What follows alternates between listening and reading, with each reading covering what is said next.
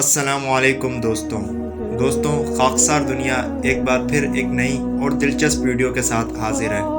اس سے پہلے کہ ہم ویڈیو کو آگے بڑھائیں، اگر آپ نے ابھی تک ہمارا چینل سبسکرائب نہیں کیا تو پہلے سبسکرائب کریں اور بیل آئیکن کو دبا دیں تاکہ ہماری ہر نئی آنے والی ویڈیو آپ تک بآسانی پہنچ سکے۔ ایک شخص بہت غریب تھا۔ وہ کھیتی باڑی کر کے اپنے بچوں کا پیٹ پالا کرتا تھا۔ ایک دفعہ جب وہ کھیت میں ہل چلا رہا تھا تو اچانک اس کسان کا کتا کسی چیز کو دیکھ کر بھونک رہا تھا۔ کسان کتے کے پاس جا پہنچا جہاں کتا پاؤں مار رہا تھا۔ وہاں اس کسان کو کچھ ملا۔ کسان نے دیکھا وہاں ایک چیز بہت ہی چمک رہی ہے۔ کسان کو کچھ سمجھ نہیں آیا کہ یہ کیا چیز ہے، اس لیے وہ اسے لے کر ایک سونار کے پاس چلا گیا۔ سونار نے کہا یہ تو ایک ہیرا ہے، اس کی قیمت اتنی زیادہ ہے کہ میں نہیں دے سکتا۔ سونار نے اسے کہا کہ پاس کے گاؤں میں ایک بادشاہ جس کا نام ممان ہے، اس کے پاس چلے جاؤ، شاید وہ تمہیں اس کی قیمت دے دے۔ یہ سن کر وہ کسان وہاں سے چل پڑا اور اس گاؤں کی طرف نکل پڑا۔ راستے میں بہت رات ہو گئی۔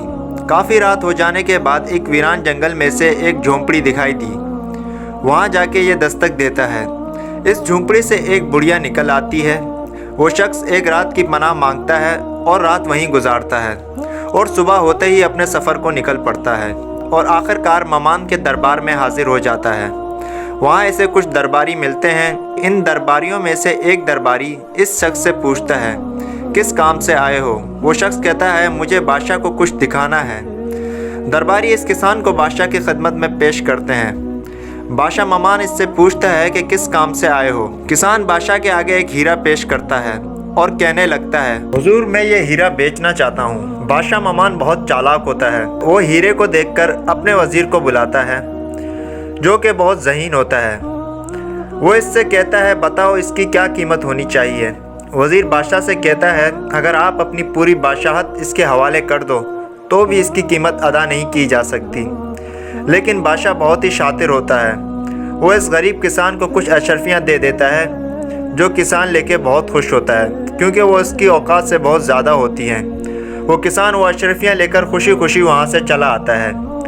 کسان کے جانے کے بعد بادشاہ ممان اس ہیرے کو بہت ہی دیر سے گھور رہا ہوتا ہے تو اچانک اس ہیرے کے دو ٹکڑے ہو جاتے ہیں اور ہیرے میں سے آواز نکلتی ہے اے وقت کے بادشاہ، تجھے تو معلوم تھا کہ میری کیا قیمت تھی، پھر تم نے وہ قیمت نہ لگائی۔ یہ بات تو مجھے بھی ہضم نہ ہوئی اور میرا بھی دل پھٹ گیا کہ تو نے ایک غریب کے ساتھ کیسے ناانصافی کی جبکہ اس اوپر والے نے تیرے ساتھ کوئی ناانصافی نہیں کی۔